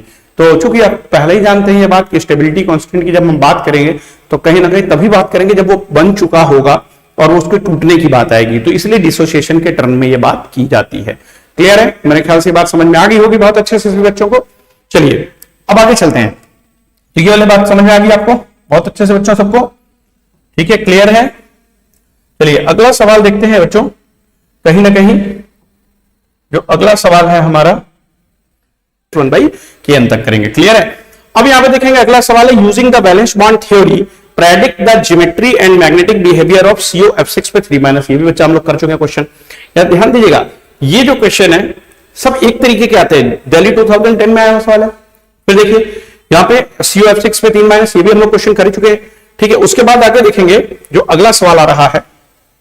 ठीक है, अगला सवाल क्या आ रहा है, ध्यान से देखिएगा। ठीक है, describe the state of hybridization shape and the magnetic behaviour of the following complexes. कुछ कॉम्प्लेक्सेस है जैसे CrH2O whole twice, C2O4 whole twice पे सिंगल माइनस। बहुत अच्छा सवाल है। यहां एक वाटर का मॉलिक्यूल और दूसरा कौन सा मॉलिक्यूल है, ऑक्सलेट आयन है। अब ऐसे क्वेश्चन में थोड़ा सा मुश्किल ये बच्चों को होता है, दिक्कत ये आती है ये पता लगाना कि आखिरकार इस केस में हमें रखना क्या है, स्ट्रॉन्ग फील्ड की तरह लेना है कि वीक फील्ड की तरह लेना है इसको, ये प्रॉब्लम आती है बच्चों को। ऑक्सलेट तो no doubt strong field ligand है ही है, लेकिन आपको एक खास बात यहां देखने को मिलेगी जो मैं पहले ही बता दूं। जो मैंने कल बातें कुछ बताई थी कि ये +2+3 वाला जो ट्रेंड बताया था उसके मुताबिक ध्यान देना, यहां पे वाटर पे कोई चार्ज होता नहीं है, ऑक्सलेट पे आप जानते हैं -2 चार्ज होता है, तो -2 × 2 -4 है, यानी x प्लस -4 = -1 आ गया, x = 4 - 1 यानी कि प्लस का 3 आ गया, यानी कि जो क्रोमियम है वो +3 ऑक्सीडेशन स्टेट में है। अब क्रोमियम अगर +3 स्टेट में है तो इसका आपको पता होगा कि ऐसा कोई भी कॉन्फ़िगरेशन पहले से वहां पे फिक्स नहीं था क्रोमियम के लिए, लेकिन फिर भी आइए हम देखते हैं Cr+3 के केस में होना क्या चाहिए। Cr+3 2 इलेक्ट्रॉन तो कहां से निकलेगा बच्चा? ठीक है, जनरली आप देखेंगे तो 4s1 3d5 हो जाता है कॉन्फ़िगरेशन क्रोमियम का। पहला इलेक्ट्रॉन s से निकला, बाकी के 2 इलेक्ट्रॉन किससे निकलेंगे, फ्रॉम d5, यानी d3 बचेगा। तो d3 जब बच रहा है तो d3 के बाद यहां पर हमें चाहिए कितने, ठीक है 6 ऑर्बिटल चाहिए, क्योंकि ये बाइडेंटेट लाइगेंड है ऑक्सलेट, इसको 2-2 लोन पेयर डोनेट करने एक लिगेंड को। ठीक है, ये 4 लोन पेयर डोनेट करेगा, 2 वाटर के मॉलिक्यूल करेंगे, कुल मिला के 6। तो जब पहले से 3 इलेक्ट्रॉन ऑलरेडी कैसा है, अनपेयर्ड है, उसको पेयर कराने की जरूरत नहीं है दोस्तों, क्योंकि हम तब कराते हैं जब हमें रिक्विसाइट ऑर्बिटल चाहिए होते हैं। ठीक है, अपना मनमाफिक ज्योमेट्री बनाने के लिए, हाइब्रिडेशन के लिए। ठीक है, सपोज दैट इस केस में क्या होता है, मान लेते हैं कि वहां पे 4 इलेक्ट्रॉन होते, ठीक है, d4 होता कहीं, है ना, तो d4 अगर होता तो d4 के केस में हम क्या करते हैं, तुरंत उसको क्या कराते, उसको हम ठीक तुरंत ठीक है एक इलेक्ट्रॉन जो हमारा d4 में था उसको अंदर भेज करके d2 हम खाली करवा लेते। क्लियर है? उस तरीके से अगर देखते हैं तो 2 अनपेयर्ड इलेक्ट्रॉन हमारे पास आते, जो कि कल के टेक्स्ट में हमने बताया था कि +2 स्टेट में होता ही होता है, क्रोमियम के +2 स्टेट में 2 अनपेयर्ड इलेक्ट्रॉन, वही बात आ जाती। लेकिन यहां पर आप देखोगे तो यहां क्या आ रहा है, d3 आ रहा है, और d3 होने पर d लास्ट के 2 d है वो खाली मिलेंगे हमें इस तरह से। अब जब 2 d लास्ट के खाली हमें मिलेंगे ही, मतलब 1 2 3, ठीक है, तो d2 खाली मिल रहा है तो d2 हो गया, और फिर sp3, तो d2 sp3 हो जाएगा, और d2 sp3 होने से इनर ऑर्बिटल कॉम्प्लेक्स हो जाएगा। और ये अगर देखा जाए तो यहाँ पे 3 अनपेयर्ड इलेक्ट्रॉन है, n = 3 ले लेंगे, मैग्नेटिक मूवमेंट निकालना पड़े तो वो भी निकाल देंगे, √n+2 से √15 बोर मैग्नेटॉन आ जाएगा। ठीक है, तो मैग्नेटिक बिहेवियर क्या आ जाएगा, ये पैरामैग्नेटिक होगा, और √15 बोर मैग्नेटॉन आ जाएगा इसका। ठीक है, definitely magnetic movement. Second part, CONH3 whole twice है, En होल ट्वाइस है, बिल्कुल सेम केस है। अब यहां पर कोबाल्ट का केस है, और कोबाल्ट किस स्टेट में है, देखिए +3, याद आ रहा है, कोबाल्ट जब 3+ की स्टेट में होता है तो उसमें कहा गया है कि कोबाल्ट 3+ के केस में ये मिलेगा आपको d6, और d6 में कहा गया अनपेयर्ड इलेक्ट्रॉन रहता है 0। पहले हम रिक्विसाइट क्या है जरा देख लेते हैं। यहां पे भी आपको पता है कि यहां पे ठीक है कोबाल्ट जब +3 होगा तो +3 का मतलब है कि ठीक s से 2 इलेक्ट्रॉन निकलेगा, फिर इलेक्ट्रॉन कहां से निकलेगा बच्चा, बहुत क्लियरली है कि एक इलेक्ट्रॉन फिर कहां से निकलेगा, वो निकलेगा d में से। ठीक है, और ये कोबाल्ट 27 है तो बचेगा d6, और D6 होगा तो डेफिनेटली D6 होने पर क्या होगा 1 2 3 4 5 और ये 6 अगर कर दें तो हमारे पास यहाँ 4 अनपेयर्ड इलेक्ट्रॉन हो जाते हैं। लेकिन हमें अनपेयर्ड इलेक्ट्रॉन कितना रखना है, अनपेयर्ड इलेक्ट्रॉन 0 रखना है। ये बात बहुत क्लियर है क्योंकि अमोनिया और ईएन दोनों ही स्ट्रॉन्ग फील्ड लाइगेंड है। तो अब क्या करना है इस केस में बच्चों क्या करोगे आप इस तरह से डी में 1 2 3 4 5 6 कर देना और D2 sp3 हाइब्रिडाइजेशन इसमें भी हो जाएगा बच्चा और इसमें अनपेयर्ड इलेक्ट्रॉन 0 होगा इसलिए डाया मैग्नेटिक हो जाएगा। क्लियर है, ये फॉरेन 2010 का सवाल आया हुआ है। क्लियर है, अगला सवाल देखेंगे हम लोग यहां पे explain the following terms. Crystal field splitting in an octahedral field, ये तो क्लियर है, ठीक है, ये कर देंगे। Crystal field splitting in octahedral field, explain the following terms, मतलब आप कहेंगे कि जब ऑक्टाहेड्रल फील्ड होती है तो मतलब ऑक्टाहेड्रली जब 6 लिगेंड जो है सेंट्रल मेटल आयन को अप्रोच करते हैं लोन पेयर देने के लिए तो उनकी फील्ड के इफेक्ट की वजह से जो डी ऑर्बिटल्स होते हैं, जो डी जनरेशन में 5 होते हैं, वो टूट जाते हैं 2 सेट में। 3 T2Gs की एनर्जी में इंक्रीज कम होता है, 2 EGs की एनर्जी में इंक्रीज ज्यादा होता है, इसलिए ये 2 सेट में टूट जाता है। EGs की एनर्जी जैसे बढ़ती है और T2Gs की घटती है उसको उसी तरीके से दिखा दिया जाएगा डायग्राम बना के, जो कि पिछले क्लास में आपको दिखाया था। ठीक है, अब बेटा आ रही है बात स्पेक्ट्रोकेमिकल सीरीज किसको कहते हैं। फॉरेन 2010 का सवाल है। स्पेक्ट्रोकेमिकल सीरीज बच्चा बहुत अच्छे तरीके से सभी जानता है, बहुत अच्छे तरीके से, कि the series in which different ligands are written in the increasing order of CFSC। तो CFSC के इंक्रीजिंग ऑर्डर में जब हम लिगेंड्स को रखते हैं तो that is called what, spectrochemical series. जो IB का network fail on oxygen water प्यार नहीं करने को अगर होना है पास, ये बताया था कल आपको। ठीक है, तो अब समझ रहे हैं ये question number 22। Using valence bond approach VBT deduce the magnetic character of CONH3 whole 6 पे 3+ आयन है। तो अमोनिया का 0 चार्ज होता है, कोबाल्ट पे +3 चार्ज है ही है, कोबाल्ट पे 3+ है। और अब बात ध्यान देना, कोबाल्ट पे 3+ है यानी कि फिर वही बात आ गया D6 और D6 में 0 रखना है अनपेयर्ड इलेक्ट्रॉन, याद कर लीजिए ये बात बहुत काम आएगी। तो 0 हो गया अनपेयर्ड इलेक्ट्रॉन तो डायमैग्नेटिक हो गया, ये बहुत ही क्लियर बात हो गई, ये डायमैग्नेटिक होगा। मेरे ख्याल से बच्चों को बात समझ में आ गई। ठीक है, अब यहां से शुरू होने जा रहे हैं 3 नंबर के सवाल बेटा। देखिए अब 3 मार्क्स के क्वेश्चन यहां से स्टार्ट हो रहे हैं। 3 मार्क्स का सबसे पहला सवाल यहां से देखेंगे। बच्चों को समझ में आ रहा है बहुत जल्दी से बताएं, अच्छे से समझ में आ रहा है जो बच्चे यहां पर क्लास में है? ठीक है ना हिमांशु, ठीक है, समझ में आ रहा है, समझ में आ रहा है क्लियरली? कोई भी डाउट होगा तो बोलना। राइजिंग स्टार, भाई सबको समझ में आ रहा है बहुत अच्छे से? Very good very good very good. ठीक है, देखिए ध्यान दीजिएगा, यहां पर लिख रहा है 3 मार्क्स के क्वेश्चन में, क्वेश्चन नंबर 23 देख रहे हैं। Using valence bond theory predict the hybridization and magnetic character of following. देखो बेटा ये क्वेश्चंस कुछ रटे रटाए हैं जो बहुत ज्यादा पूछते हैं, जैसे COF6 के ऊपर 3- देख रहे हो ना, COF6 के ऊपर 3-। एक काम करते हैं यहां पर थोड़ा सा, क्या हम ब्राइटनेस इंक्रीज कर दें? ब्राइटनेस तो बिल्कुल फुल है यार, ठीक है, कोई दिक्कत नहीं है, ठीक है, कोई समस्या नहीं है। ठीक है, तो COF6 के ऊपर 3- है, एटॉमिक नंबर CO का 27 है, तो 3- का मतलब समझ रहे हो बेटा, F पे 6 है, F6 है तो 6 का मतलब -1 × 6, तो कोबाल्ट का X मान के और -6 लिख के F6 का बराबर -3 हो गया, X = 6 - 3 आ जाएगा, मतलब 3 आ जाएगा। ठीक है, 3 आ गया चार्ज यहां पे, किस पर? ठीक है, किस पर चार्ज आ गया बेटा? ऐसा समझ लेंगे, अगर नहीं समझ में आ रहा होगा तो फिर से मैं थोड़ा सा अलग से समझा दे रहा हूं, अगर आपको यहां पे नहीं समझ में आया हो तो। ठीक है, एक बार फिर से देखें, देखिए यहां पर क्या कहा गया बेटा, COF6 है ना, X मान लेंगे CO का ऑक्सीडेशन नंबर, फिर यहां पे F6 है तो -6 ठीक हो जाएगा टोटल चार्ज, क्योंकि -1 होता है एक फ्लोराइड आयन पे, 3- आएगा तो X = 6 - 3 आ जाएगा बेटा, यानी कि यहां पर 3 यूनिट पॉजिटिव चार्ज आ जाएगा किस पे? कोबाल्ट पे। कोबाल्ट +3 है, फिर वही बात आ गई +3, लेकिन इस बार ध्यान देना, ठीक, इस बार ये वीक फील्ड लाइगेंड है, तो वीक फील्ड लाइगेंड जो होता है वो फॉलो करता है हंट्स रूल को। इस बार क्या करोगे बेटा, बहुत ध्यान से देखना, वीक फील्ड लाइगेंड के केस में आपको D में जब 6 भरना होगा इलेक्ट्रॉन, ठीक है, क्लियर है, D में क्या भरिएगा?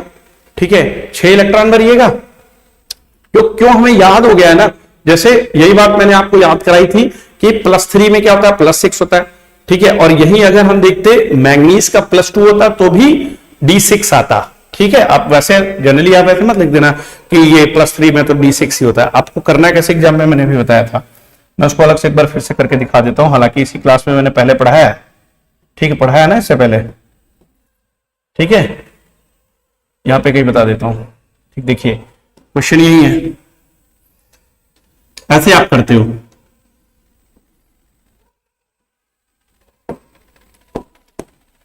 CO F6 के ऊपर 3- है ना, आप ऐसे लिखते हो, late the oxidation number of CO बराबर X, तो लिखते हो X प्लस, ठीक है। आप क्या लिखते हो, X प्लस -1 इंटू 6, -1 क्यों लिखा है, क्योंकि फ्लोराइड आयन पे -1 चार्ज होता है, इक्वल टू 3- है तो -3 लिख दिया, तो X इक्वल टू 6 - 3 हो जाएगा, मतलब ठीक है, +3 आ जाएगा चार्ज किसके ऊपर, कोबाल्ट पे। तो कोबाल्ट के लिए 27 के लिए कंफिग्रेशन लिखते हैं, तो बच्चे क्या लिखते हैं, ये याद रखना, आर्गन लिख दीजिए 18, तो इलेक्ट्रॉन इसमें चला गया, फिर 4s में 2, बाकी बचा हुआ 3D में डालना है। ये एकदम सीक्वेंस आप याद कर लीजिए, 3D के लिए ये सीक्वेंस याद कर लो, AR 4s 3D, ये शॉर्टकट है। 18 इलेक्ट्रॉन तुम्हारे इसमें चले गए, 2 इलेक्ट्रॉन इसमें डालना, बाकी बचा हुआ 20 के बाद जो बचे वो फिर इसमें डाल देना, ठीक। तो 27 है, तो 27 में 18 2 20 हो गया, कितना उसमें आ गया, तीसरे वाले में लास्ट में आ गया 7, तो 3D कर दिया हमने 7, ठीक है। अब 7 करने के बाद बहुत क्लियर है बेटा, D में 7 आपने इस तरीके से दिखा देना है, 1 2 3 4 5 6 और 7, ठीक है, क्लियर है, D7 है। और इसके बाद आउटर मोस्ट इलेक्ट्रॉन 4s है, इसलिए उसको बाहर दिखाया, तो 4s में 2 था, आगे 4p हालांकि खाली होगा बेटा, ठीक है। और यहां पे देखें तो ये हमने AR दिखा दिया। अब जब कोबाल्ट से 3+ दिखाना है, तो इसका मतलब कोबाल्ट में से 3 इलेक्ट्रॉन लूज हुआ, 24 इलेक्ट्रॉन बचा। इलेक्ट्रॉन लॉस्ट बेटा हमेशा याद रखना 4s से कराना है, आउटर मोस्ट शेल्स के S से कराना पहले। तो फिर इसमें अब आप दिखाओगे कि इसमें D में 7 बचेगा इलेक्ट्रॉन, ठीक, कितना निकालना है, 3 निकालना है, तो D में 6 बचेगा, यहां पे लिखोगे आप D6, ये 3D6 है, क्लियर। अभी इलेक्ट्रॉन फिल मत करना।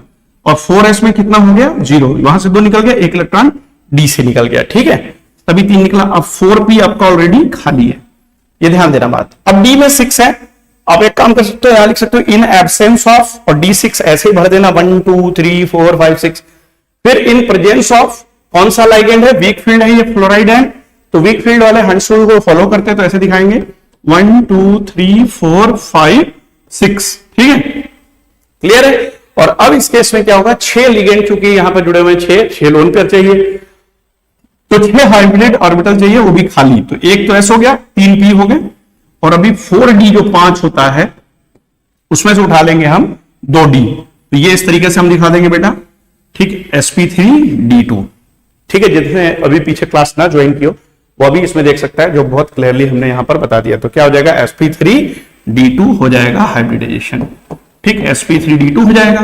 और इसका मैग्नेटिक बिहेवियर क्या हो जाएगा, अनपेयर्ड इलेक्ट्रॉन है, वो भी 4 है, तो पैरामैग्नेटिक हो जाएगा।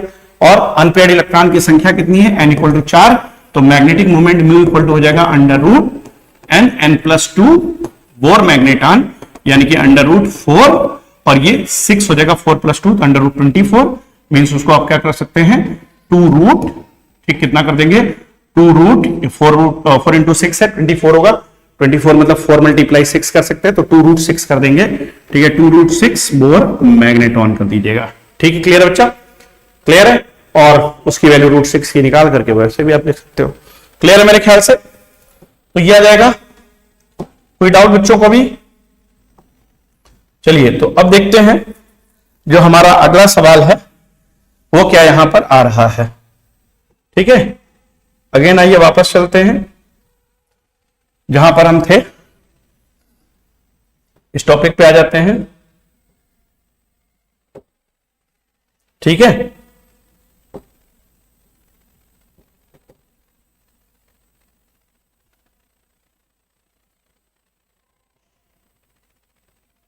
चलिए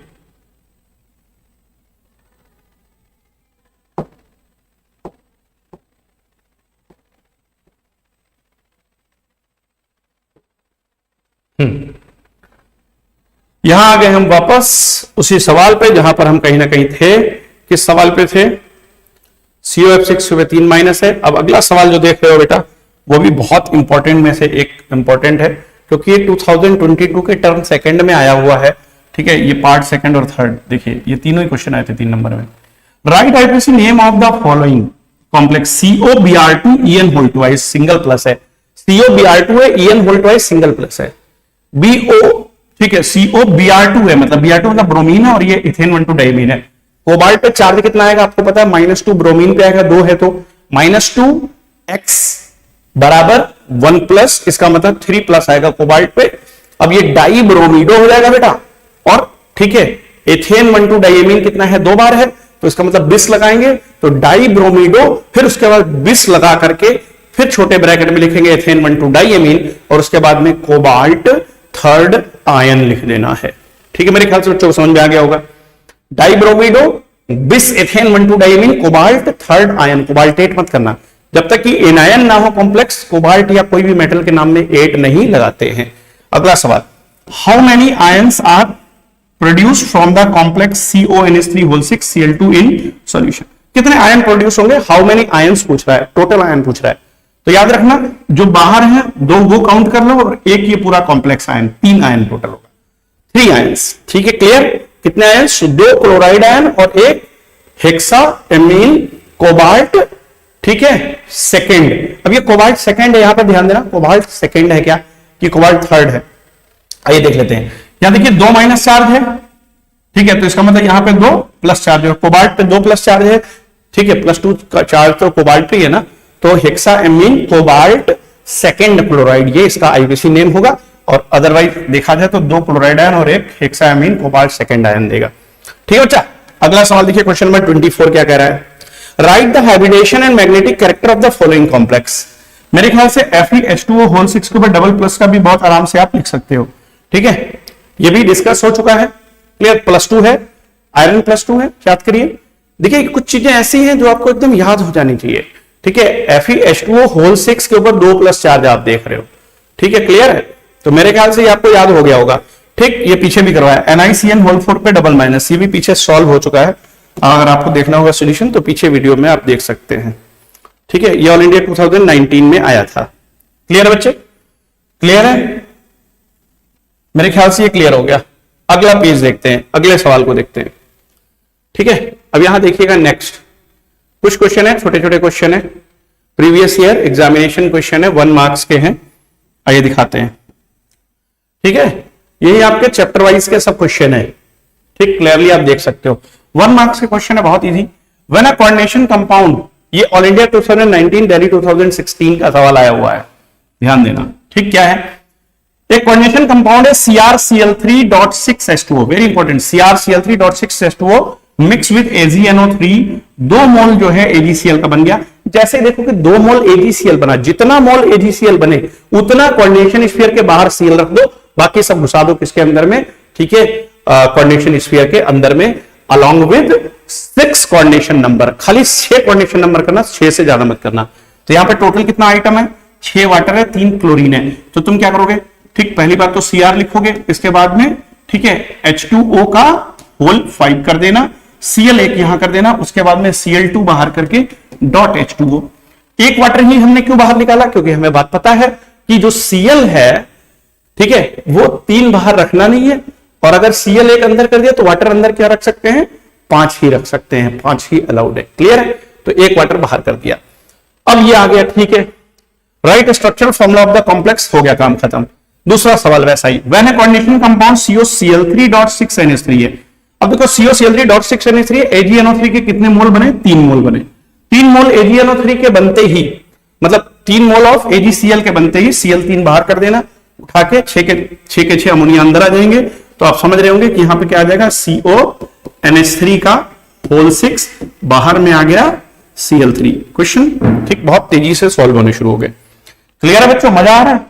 बहुत आसानी से सॉल्व हो रहा है क्वेश्चन। ठीक है, जितना बन रहा है AgCl उतने Cl उठा के बाहर कर देना। ठीक है, और अंदर कोऑर्डिनेशन स्फीयर के अंदर 6 कोऑर्डिनेशन नंबर जो है वो क्लियर कर लेना। What is meant bye चीलेट effect? ठीक, इसका आंसर कैसे लिखते हैं? तो लिख देते हैं, ठीक, चीलेट इफेक्ट में क्या लिखते हैं कि द एक्स्ट्रा स्टेबिलिटी, यही लिख देना, the extra stability of coordination sphere, ठीक है, व्हेन अ बाइडेंटेट और polydentate ligand donates the lone pair to central metal atom और आयन, ऐसा लिख देना, बस खत्म होगी बात, इससे ज्यादा लिखने की जरूरत नहीं होती है। अगला सवाल, which of the following is more stable complex and why. अब देखो उसी पे सवाल पूछा, उसी पे पेस्ट पूछा है, ये 2015 में था, ये 2014, दोनों सवाल एक ही जैसा है। अब आपको इसमें देखना है कि कौन सा बाइडेंटेट है, तो जो बाइडेंटेट वाला होता है वो चिलेटिंग इफेक्ट करता है, तो बाइडेंटेट देखो आप ईएन है तो ये चिलेटिंग इफेक्ट काज करेगा, ठीक, और वाई तो वाई में लिख देना क्योंकि ये पॉलीडेंटेट या बाइडेंटेट है इसलिए ये चिलेटिंग इफेक्ट काज करता है। क्लियर है, तो चिलेटिंग इफेक्ट की वजह से एक्स्ट्रा स्टेबिलिटी इसमें है या ज्यादा स्टेबिलिटी है। क्वेश्चन नंबर 5 देखोगे, एक्सप्लेन द फॉलोइंग, क्या है, FeCN6 के ऊपर 4 माइनस है, और 4 माइनस है तो इसका मतलब क्लियर है कि Fe क्या है, प्लस का 2 में आने वाला है, Fe पे 2 प्लस आएगा, क्यों, 6 माइनस x बराबर 4, तो यानी 6 माइनस 4 बराबर 2 आ जाएगा।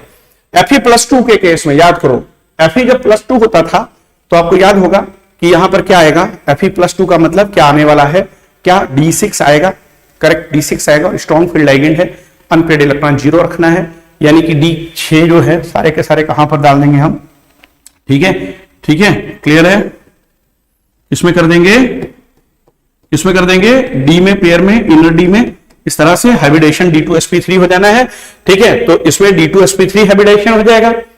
क्लियर है, अच्छा, लेकिन अभी उसने क्वेश्चन क्या पूछा है, एंड FeH2O होल 6 के ऊपर डबल प्लस, यहां पर थोड़ा सा क्वेश्चन मिस प्रिंट है, FeH2O होल 6 होना चाहिए, यहां पे 6 है नहीं, ठीक है, double plus are of different colours in dilute solution. तो ये बहुत क्लियर है कि जब लिगेंड्स डिफरेंट होंगे, तो लिगेंड्स जब डिफरेंट होंगे तो CFSC अलग अलग आएगी, और जब CFSC अलग अलग आएगी, ठीक है, तो डेफिनेटली क्या है कि लोअर ऑर्बिटल से हायर ऑर्बिटल में इलेक्ट्रॉन को जाने के लिए, ठीक है, जो कॉन्फ़िगरेशन है जब अलग है तो डेफिनेटली अलग अलग अमाउंट ऑफ एनर्जी एब्जॉर्ब करेंगे, मतलब सनलाइट से, इसलिए अलग अलग कलर शो करेंगे। इसका आंसर दरअसल आप ऐसे लिखोगे, इसका ऐसे लिखोगे, देखो ये साइनाइड और वाटर है ना, ठीक है, साइनाइड है और वाटर है, तो अब वाटर वाला केस में और साइनाइड के केस में आपको याद है कि वहां पर आप कैसे यूज कर रहे थे, मान लेते हैं कि वाटर वाला केस में +2 है और ये भी यहां पर +2 है, तो वाटर वाले केस में आपको क्या करना है, वाटर वाले केस में दिखाना है कि जो लिगेंड है उसकी फील्ड के इफेक्ट की वजह से और ये फील्ड के इफेक्ट की वजह से अलग अलग जो है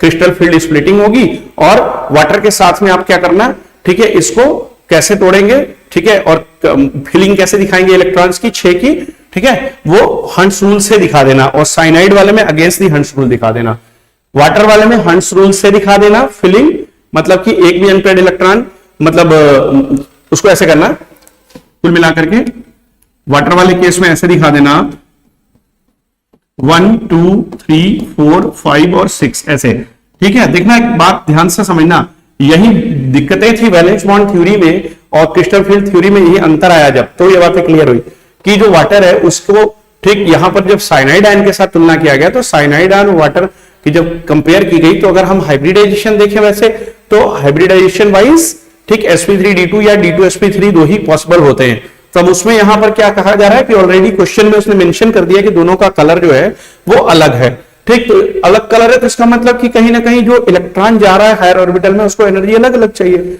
बहुत क्लियर है, ठीक है। तो इस तरीके से आप दिखा देते हो, मान लो तो आपने यहाँ पे क्या दिखाया कि यहाँ पे अनपेड इलेक्ट्रॉन, ठीक है, क्या हो गया, 4 हो गया, ठीक है, और ये तो अनपेड इलेक्ट्रॉन हो गया, ऐसे तो पैरामैग्नेटिक हो जाना चाहिए, ठीक, बात समझिए, और sp3d2 हाइब्रिडेशन हो जाना चाहिए, बात तो समझ रहे हैं।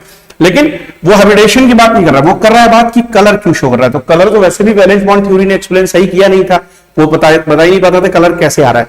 तो अब हम क्रिस्टल फील्ड स्प्लिटिंग थ्योरी पे जब जाएंगे तो इसमें हम इसको स्ट्रॉन्ग फील्ड मान के, ठीक है, जो स्ट्रॉन्ग फील्ड के अकॉर्डिंगली जब 6 इलेक्ट्रॉन फिल करते हैं, तो याद होगा आपको स्ट्रॉन्ग फील्ड के अकॉर्डिंगली जब 6 इलेक्ट्रॉन फिल करते थे तो ऐसे दिखाते थे 1 2 3 4 5 और 6, ठीक, सब कुछ पेयर में था, तो पेयर में था तो यहां से इलेक्ट्रॉन को ऊपर पहुंचाने में एनर्जी ज्यादा लगेगी क्योंकि सब पैक्ड है एकदम कंप्लीटली, ठीक है, फिल्ड है, ठीक है, क्लियर है, क्योंकि कंप्लीटली फिल्ड है ये T2G, यहां इसको अनपेयर करने में एनर्जी ज्यादा चाहिए, और एनर्जी ज्यादा चाहिए मतलब वेवलेंथ कम का फोटोन एब्जॉर्ब होगा, hc बाई लैम्डा। ठीक है, एनर्जी ज्यादा तो वेवलेंथ कम वाला फोटोन जो है वो एब्जॉर्ब होगा, वेवलेंथ कम वाला होगा तो ठीक है डार्क कलर वो कहीं ना कहीं मेरे ख्याल से शो करना उसको चाहिए। ठीक, और अगर यही वीक फील्ड लाइगेंड होता तो वीक फील्ड के केस में क्या होगा, बहुत क्लियर है कि वीक फील्ड के केस में क्या होगा, जो फीलिंग ऑफ इलेक्ट्रॉन है वो ऐसे भरेगी जैसे 1 2 3 फिर 4 फिर 5 और फिर ये 6। अब यहां से इलेक्ट्रॉन को ऊपर पहुंचाने में अनपेयर्ड ऑलरेडी है, कम एनर्जी चाहिए, इसलिए इस तरीके से हम फिलअप कर देंगे।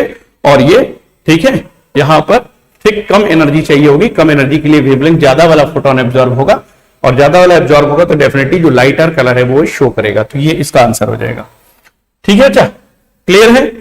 आगे देखते हैं, आगे देखते हैं अगला जो सवाल यहां पर लिखा गया है, अगले सवाल में कहा गया है why is CO a stronger ligand than Cl minus. Carbon monoxide stronger ligand है देन Cl माइनस, ये पहले बताया गया बेटा, क्योंकि ये ठीक है क्या करता है, साइनर्जिक बॉन्डिंग करता है, साइनर्जिक बॉन्डिंग करता है by sigma pi complex formation. ठीक है, मेटल कार्बोनिल बनता है ना, क्लियर है बच्चा, ठीक है क्लियर है, वेरी गुड। ठीक है, चलिए अब अगला सवाल देखते हैं। ठीक है, 2 मार्क्स के यहां पर क्वेश्चन फिर देख रहे हैं। Write the IUPAC name and hybridization of the following complexes. CONH3 whole 6 से 3 प्लस है, कोबाल्ट पे +3 चार्ज आ जाएगा, और +3 के केस में ठीक है अमोनिया का साथ में है ये। ठीक है, अमोनिया को स्ट्रॉन्ग फील्ड की तरह यहां पर अगर आप लोगे ठीक है तो आपको पता है कि यहाँ पे D6 पूरा का पूरा कंप्लीटली फिल्ड कर देना, मतलब पेयर पेयर पेयर, तो D2sp3 हाइब्रिडेशन हो जाएगा। ठीक है, डायमैग्नेटिक हो जाएगा। NiCl4 तो Cl4 डबल माइनस है, इसको वीक फील्ड की तरह लेना है Cl को, तो इसका मतलब Ni पे +2 चार्ज जब लेंगे तो +2 का मतलब D8 होना चाहिए, है ना। तो D8 में ठीक है वीक है तो सबके सब भर देना कंप्लीटली, 1 2 3 4 5 6 7 8। ठीक है, तो यानी कि 2 अनपेयर्ड बचेगा, पैरामैग्नेटिक होगा, और sp3 हाइब्रिडाइजेशन आ जाएगा, sp3 हाइब्रिडेशन इसमें आ जाएगा। ठीक है, और ये टेट्राहेड्रल हो जाएगा, अनपेयर्ड इलेक्ट्रॉन पैरामैग्नेटिक हो जाएगा। ठीक है, आगे देखते हैं, आगे देखते हैं क्वेश्चन नंबर 8। ठीक है, question number 8, write the IUPAC name and hybridization of the following complexes. IUPAC name NiCO whole 4 का पता होगा आपको, टेट्रा कार्बोनिल निकल 0। ठीक है, COF6 में 3 माइनस है, CO पे +3 आ जाएगा, तो हेक्सा फ्लोरिडो। ठीक, हेक्सा फ्लोरिडो, ठीक क्लियर। यहां क्या आ जाएगा, कोबाल्टेट थर्ड आयन, क्योंकि वो एनायन है। ठीक है, ये बात क्लियर हो गया। अगला देखें, अगला क्वेश्चन देखें, अगला क्वेश्चन देखें, ध्यान दीजिएगा। नेक्स्ट सवाल क्या कह रहा है, आउट ऑफ COF6 पे 3 माइनस एंड COEN3 पे 3 plus, which one complex is paramagnetic, more stable, inner orbital and high spin. ठीक है, बात समझिएगा, इनर ऑर्बिटल कॉम्प्लेक्स जो होते हैं वो ठीक है लो स्पिन होते हैं, इनर ऑर्बिटल वाले लो स्पिन होते हैं, और आउटर ऑर्बिटल कॉम्प्लेक्स जो होते हैं वो हाई स्पिन होते हैं। ये बात आपको क्लियर है। तो यहां पर क्वेश्चन कितने पूछेंगे, 4, 1 2 3 4। ठीक है, अब यहां पे देखिएगा, ध्यान से समझिएगा। आपको पता है COF6 पे 3 माइनस है, +3 चार्ज आना ही आना, इसमें 3 प्लस चार्ज आएगा, क्लियर है। अब +3 चार्ज आएगा तो यहां पर ये F6 से वीक फील्ड लाइगेंड है यहां पे। ठीक है, sp3d2 हाइब्रिडेशन करना है, sp3d2 होगा तो आउटर ऑर्बिटल कॉम्प्लेक्स होगा, आउटर होगा तो हाई स्पिन कॉम्प्लेक्स हो जाएगा। तो ये हो गया बेटा हाई स्पिन कॉम्प्लेक्स। ठीक, HSC हो गया। एक बात, अब इसमें देखेंगे ये पैरामैग्नेटिक है कि डायमैग्नेटिक है, अनपेयर्ड इलेक्ट्रॉन इसमें 6 आने ही आने।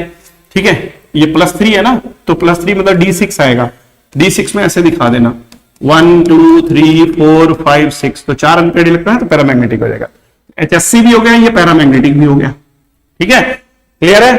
अच्छा, अब इसमें ज्यादा स्टेबल कौन होता है, वो तो आपको पता है कि जो बाइडेंटेट लिगेंड जिसमें होते हैं चिलेटिंग इफेक्ट होता है वो ज्यादा स्टेबल होगा। स्ट्रॉन्ग फील्ड लाइगेंड है EN, इसका मतलब यहां पे क्या हो जाना चाहिए, यहां पे हो जाना चाहिए D2sp3, ऑक्सीडेशन स्टेट सेम है, 3 प्लस है यहां पर भी कोबाल्ट पर, और यहां पर भी कोबाल्ट पे 3 प्लस ही आएगी।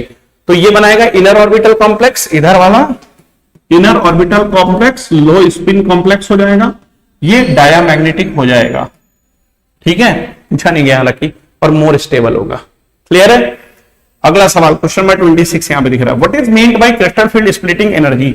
ये थ्योरी का सवाल हो गया। On the basis of crystal field theory write the electronic configuration of D4 in terms of T2G and EG in an octahedral field when delta O greater than P। तो delta O greater than P का मतलब pairing energy से ज्यादा energy release हो रही है। तो आपको क्या करना है, पहले ठीक T2G में इलेक्ट्रॉन को भरना है पूरा, फिर EG में जाना है, ठीक D4 को करना है। तो 1 2 3 4 ये पहले केस के लिए हो गया। तो लिखोगे T2G 4 EG 0। जब भी ये आप देखना तो तब तक जो EG में मत इलेक्ट्रॉन डालना जब तक कि ये T2G ठीक पूरा भर ना जाए।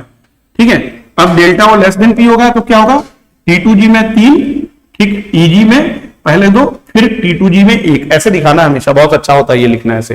ठीक है, लेकिन भरना कितना था, कुल मिला करके 4 ही भरना था। तो इसलिए यहां पर थोड़ा सा एक बात ध्यान देना है, इसको ऐसे तब भरना, अगर 6 भरना होता तो वैसे करते। ठीक है, कितना 4 भरना है, तो T2G में 3 भरोगे और EG में 1 कर दोगे। ठीक है, अगला सवाल यहां पे देख रहे हैं फिर से। ठीक है, अगला सवाल देखेंगे यहां पर क्वेश्चन नंबर 27। क्वेश्चन नंबर 27 क्या कह रहा है बेटा, क्वेश्चन नंबर 27 कह रहा है write the state of hybridization the shape and magnetic behaviour of the following complex. देखिए Cr है, NH3 है, NH3 है, Cl2 है, Cl है। Cl है तो मतलब -1 होगा और इसका मतलब +1 होगा। +1 का मतलब यहां पे -2 क्योंकि Cl2 है, अमोनिया पे कोई चार्ज होता नहीं, तो x प्लस -2 बराबर +1 आ रहा है, इसका मतलब x इक्वल टू 3 आ जाएगा। x इक्वल टू 3 का मतलब क्या होगा कि डेफिनेटली ये Cr+3 है, और Cr+3 हमारे बच्चे जानते हैं। ठीक, Cr+3 के केस में क्या आने जा रहा है, Cr+3 जब भी बनाओगे बेटा तो क्रोमियम में से 3 इलेक्ट्रॉन टोटल निकालना है, तो 2, ठीक है, एक S से निकलेगा, 2 D से निकलेंगे, D3 आ जाएगा, है ना बेटा, D3 कॉन्फ़िगरेशन आ जाएगा। और D3 जब आएगा तो डेफिनेटली उसमें क्या करना, कुछ करना ही नहीं है। 6 टोटल लोन पे आ रहे हैं, तो D3 होते ही आपको क्लियरली समझ में आ गया, D3 होते ही ये वाला मसला। जैसे D3 हो जाता है ना, तो हमको पता है कि अब उसके बाद तो उसको चाहिए कितने टोटल 6 उसे हाइब्रिडाइड ऑर्बिटल चाहिए, तो D2sp3 कर लेगा, D2sp3 कर लेगा हाइब्रिडाइजेशन। ठीक है, 3 अनपेयर्ड इलेक्ट्रॉन हो जाएगा, तो ये D2sp3 इसमें हो जाएगा, पैरामैग्नेटिक हो जाएगा। फिर देखिए COEN होल थ्राइस Cl3 है, इसका मतलब ये +3 जो ये -3 है और ये 3 प्लस है। ठीक है, 3 प्लस है तो कोबाल्ट पे +3 है, कोबाल्ट पे 3+ का केस आपको पता है, स्ट्रॉन्ग फील्ड के साथ में D6 आएगा, D6 यहां पे क्या हो जाना है, 0 अनपेयर्ड इलेक्ट्रॉन आ जाना है, और ये ठीक है शेप कैसा होगा, ऑक्टाहेड्रल होगा। मैग्नेटिक बिहेवियर में एक भी अनपेयर्ड इलेक्ट्रॉन बचेगा नहीं, तो डायमैग्नेटिक हो जाएगा। ठीक है, क्लियर है। क्वेश्चन नंबर 28 देखेंगे, फिर क्या कह रहा है, explain the following cases giving appropriate reason. Nickel does not, ये बहुत अच्छा सवाल है, nickel does not form low spin octahedral complex. देखिए लो स्पिन का मतलब ही हो गया कि इनर ऑर्बिटल कॉम्प्लेक्स बनाए, मतलब कि D2sp3 बनाए। ठीक है, उसने देखिए कहा ऑक्टाहेड्रल, इसलिए हम कह रहे हैं ऑक्टाहेड्रल में D2sp3 चाहिए, और D2 होने के लिए क्लियर है कि D2 खाली होने चाहिए। और आपको पता है कि निकल जो है, ठीक है भाई, निकल के पास कितना इलेक्ट्रॉन होता है, D में 8 होता है, 8 होता है, तो बहुत क्लियरली बात है कि निकल जो है +2 ऑक्सीडेशन स्टेट में अगर होगा तो S से 2 निकल गया, D में 8 है, अब D में 8 है, भरो चाहे उसको अगेंस्ट हंस रूल चाहे भरो आप हंस रूल को, ठीक है, डिसओबे करते हुए, D में 2 ऑर्बिटल तो खाली बचना नहीं है ना, और 2 ऑर्बिटल खाली तभी बचता जब उसमें ऑलमोस्ट कितना इलेक्ट्रॉन निकल में से निकल जाता। ठीक है, D में से भी निकल जाता 2 और S से भी 2 निकलता है, यानी कि +4, और निकल +4 का कभी भी कंपाउंड नहीं बनाता है। निकल में आपको पता होना चाहिए, निकल पैलेडियम पीटी में लोअर जो लाइटर एलिमेंट होता है, डी ब्लॉक में हम पढ़ाएंगे आगे चल के आपको, ये NiPd पीटी में जो हैवियर एलिमेंट होते हैं, जैसे पीटी तो +4 का ऑक्सीडेशन स्टेट का कंपाउंड बना सकता है, निकल लोअर ऑक्सीडेशन स्टेट का ही स्टेबल कंपाउंड बनाता है +2 का। ठीक है, पी ब्लॉक में उल्टा होता है, पी ब्लॉक में हैवियर एलिमेंट जो है लोअर ऑक्सीडेशन स्टेट, और लाइटर एलिमेंट हायर ऑक्सीडेशन, वहां इनर्ट पेयर काम करता है। ठीक है, क्लियर बच्चा, आगे देखेंगे, मेरे ख्याल समझ में आ गया। अगला है the pi complexes are known for transition metals only. तो पाई कॉम्प्लेक्सेस, ठीक, यानी कि पाई कॉम्प्लेक्सेस से मेरा मतलब है कि जो, ठीक, आपने देखा है जो मेटल कार्बोनिल, तो पाई कॉम्प्लेक्सेस वही बनाएगा जिसके पास डी ऑर्बिटल का इन्वॉल्वमेंट होगा, ठीक है, क्योंकि डी ऑर्बिटल ही लोन पेयर, ठीक है, की तरह से एक वन साइडेड शेयरिंग करने के लिए anti bonding molecular orbital of, ठीक, सीओ को डोनेट करते हैं, ठीक है, पेयर ऑफ इलेक्ट्रॉन और लेटरल ओवरलैपिंग करके पाई कॉम्प्लेक्स बनाते हैं। तो जिसके पास डी पार्टिसिपेट करेगा बॉन्डिंग में वही कर सकता है, और वो डी कौन करते हैं यूज, ठीक, ट्रांजिशन एलिमेंट। अगला हो गया, ठीक है, cobalt double plus is easily oxidize to cobalt 3+ in the presence of a strong ligand. ये आपको हम बता चुके हैं क्वेश्चन, ठीक है, पीछे हमने ये क्वेश्चन जो है एक्सप्लेन किया है ऑलरेडी। तो ये क्लियर हो गया बच्चा। आगे देखेंगे अगला सवाल, कुछ क्वेश्चन 2 मार्क्स के हैं, मिससेलेनियस क्वेश्चन है, फॉरेन 2014 में आया हुआ सवाल। Write the hybridization shape and IUPAC name of the complex COF6 3-। ये बहुत पूछा है COF6 3- बेटा, ये क्वेश्चन आप याद कर लीजिए एकदम, COF6 के ऊपर 3-, ये याद कर लीजिए एकदम कि इसमें +3 ऑक्सीडेशन स्टेट आ रही है CO की, ठीक है, और ये D6 का केस है, वीक फील्ड लाइगेंड है, तो वीक फील्ड लाइगेंड में आपको इसी तरीके से भरना है। कैसे भरना है वीक फील्ड लाइगेंड के केस में, ठीक, 1 2 3 4 5 और 6, और इसके बाद में, ठीक, आपको आगे sp3 और 5d में से बेटा उठा लेना 2d, ठीक है, तो ये हो जाएगा sp3d2 हाइब्रिडाइजेशन, पैरामैग्नेटिक कर देना, अनपेड इलेक्ट्रॉन 4 दिखा देना, क्या दिखाओगे, पैरा मैग्नेटिक, अनपेड इलेक्ट्रॉन कितना है, 4 है, तो ठीक है, √4 + 2, ठीक है, बोर मैग्नेटॉन आ जाएगा, मैग्नेटिक मूवमेंट, यानी कि √24, इसका मतलब हो गया कितना, 2√6 Bm हो गया इसका आंसर। ये क्वेश्चन बहुत आया है यार। अगला देखिए, write the state of hybridization shape IUPAC name of the complex CONH3 के ऊपर 3+, तो कोबाल्ट +3 स्टेट में है ही है, और कोबाल्ट +3 स्टेट में फिर आगे स्ट्रॉन्ग के साथ आ गया, तो इसी का उल्टा कर देना, 2 2 4 2 6 D2sp3 करके अनपेड इलेक्ट्रॉन 0 करके डायमैग्नेटिक दिखा देना। इस केस में हमेशा याद रखना, अमोनिया वाले केस में ये डायामैग्नेटिक, कोबाल्ट +3 में डायामैग्नेटिक, ठीक, और ठीक है, ये कैसा बनाएगा, D2sp3 हाइब्रिडेशन और इनर ऑर्बिटल कॉम्प्लेक्स लो स्पिन बनाएगा, ठीक है, क्लियर है, क्लियर है।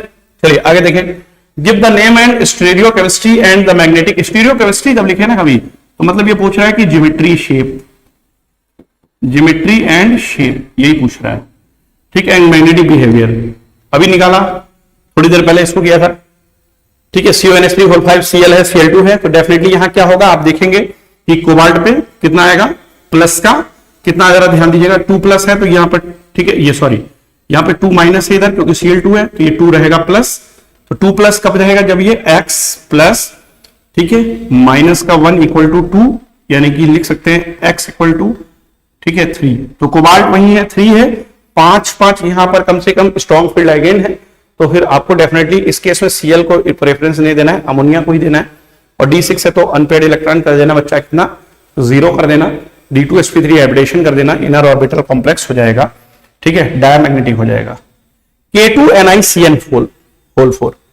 थोड़ा सा इसने क्या किया, कुछ खास नहीं किया, K2 इस बार ले लिया, पहले जनरली कभी भी ये क्वेश्चन देता है तो सिर्फ और सिर्फ ऐसे दे देता है NiCN4 के ऊपर डबल-, क्योंकि ये जो 2 यहां पे देख रहे हो ना, ये जो 2 देख रहे हो यहां पे, ये 2 इसके ऊपर चला जाएगा माइनस के फॉर्म में। ये वाला क्वेश्चन तो बहुत सिंपली आप कर ही चुके हो, Ni+2 आएगा, 4 साइनाइड है, तो डेफिनेटली स्ट्रॉन्ग फील्ड है, तो स्ट्रॉन्ग फील्ड क्या करेगा, इसको D8 कर देगा, ठीक, 2 2 2 2 करके भर देगा, मतलब 2 2 2 2 DsP2 हाइब्रिडेशन हो जाएगा, वो भी कैसा हो जाएगा, डायमैग्नेटिक। अगला क्वेश्चन देख लेते हैं फिर से, कुछ यहां पे क्वेश्चन है, कुछ यहां पे क्वेश्चन है, कुछ क्वेश्चन यहां पे क्या कह रहे हैं, 3 मार्क्स के क्वेश्चन यहां से शुरू करते हैं। ये समझ में आ रहा है, साफ साफ दिखाई दे रहा है, थोड़ा सा इसको बड़ा कर दें, ठीक, अभी सही है। चलिए क्या कह रहा है, write the formula of the following coordination compound, iron hexacyanoferrate second, iron 3rd hexacyanoferrate, इसको कैसे लिखते हैं दोस्तों, ठीक है, अब आयरन लिख लिया अंदर, हेक्सा साइनो का मतलब क्लियर है कि Cn का होल 6 कर दिया, ठीक है, और फिरेट क्या कह रहा है, ठीक है, हेक्सा साइनो फिरेट सेकेंड है। फिरेट सेकेंड का मतलब देखते हैं आप, समझ जाना, इस पे +2 चार्ज है और ये यहां पर प्लस माइनस का 6 है, कितना चार्ज आना चाहिए, -4, इस पे 4 माइनस कर लेना। अब आयरन थर्ड पहले लिखा है, इसका मतलब Fe3+ पहले है, तो इसका मतलब ये फेरिक फेरोसाइनाइड है। इसका ये 3 यहां पहुंचा देना, 4 यहां कर देना, तो Fe4 आ जाएगा, ठीक है, और FeCN होल 6 का पूरे का होल थ्राइस आ जाएगा। ये इस तरीके से ये कंपाउंड हमारा हो जाएगा। क्लियर है, क्या आ जाएगा, थोड़ा सा इसको यहां पे क्लियरली लिख देते हैं, नहीं तो ये आप साफ समझ में नहीं आएगा। Fe4 FeCN होल 6 का होल थ्राइस पूरे स्क्वायर ब्रैकेट का, ठीक है, तो ये हो जाएगा फेरिक फेरोसाइनाइड।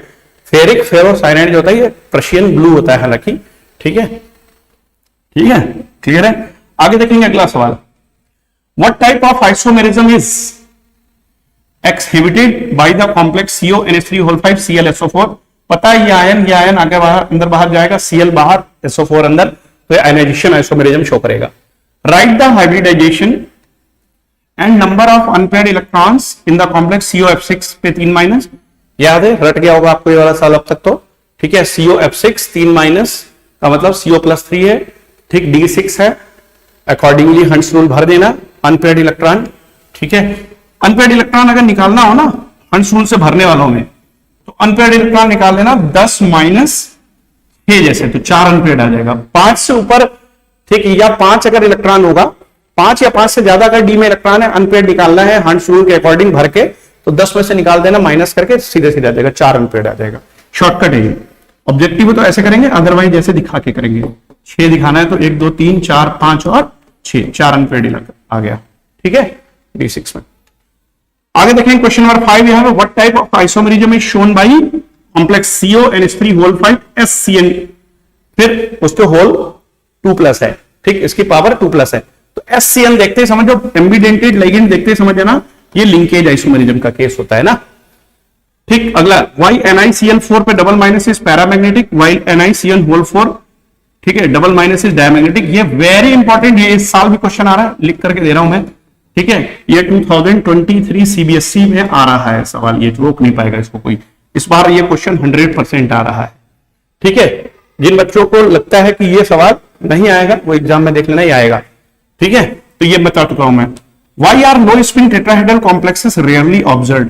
तो लो स्पिन टेट्राहेड्रल वाले में आपको कल लास्ट में एनसीईआरटी का टेक्स्ट जब देख रहे थे तो वहां पर बताया गया था कि वहां पे जो लो स्पिन होता है तो तभी आता है जब इनर ऑर्बिटल हो।